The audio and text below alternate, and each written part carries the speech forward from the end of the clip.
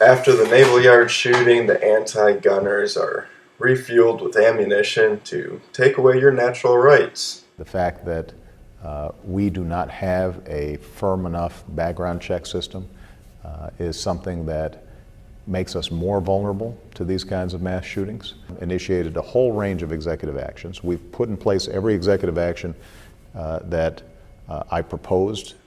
The media talking heads are also trying to portray this guy as, or they were, as using an AR-15 style rifle, which turned out not to be true. Okay, I'll tell you what isn't working is the failure to do anything, to even clamp down on AR-15. They were civilians.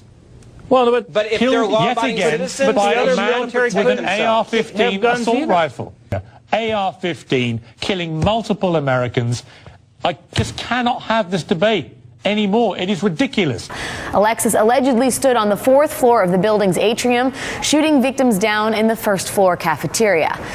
A gun, even if it was an AR-15, which it wasn't, is an inanimate object. So just because someone misused a gun doesn't mean I should have my right to protect my life limited in any way.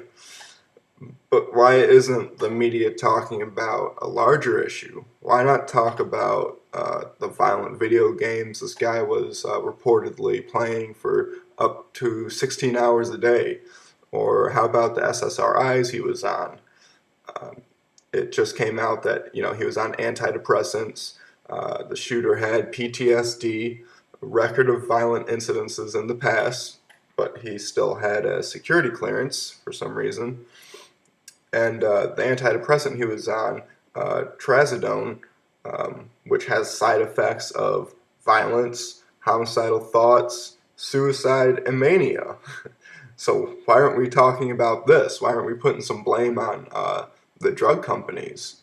This is how I know the media doesn't care about gun crimes.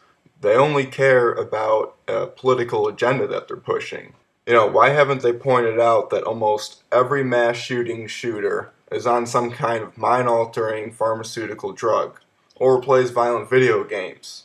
And I'm not calling for these two things to be made illegal, but we need to have a public discussion about the mental state of this country. What's making these people snap, not what are they using to kill people with, because that can always change. The reality is gun crimes have gone down in recent years. But the media will keep blaming guns because the big pharma industry pays the media outlets billions of dollars a year. You're more likely to die in a car crash or buy the prescription drugs that they're pushing than die of a mass shooting or in a mass shooting. It's our job to force the media to talk about this important point and start looking at how these mind-altering drugs affect the people of this country.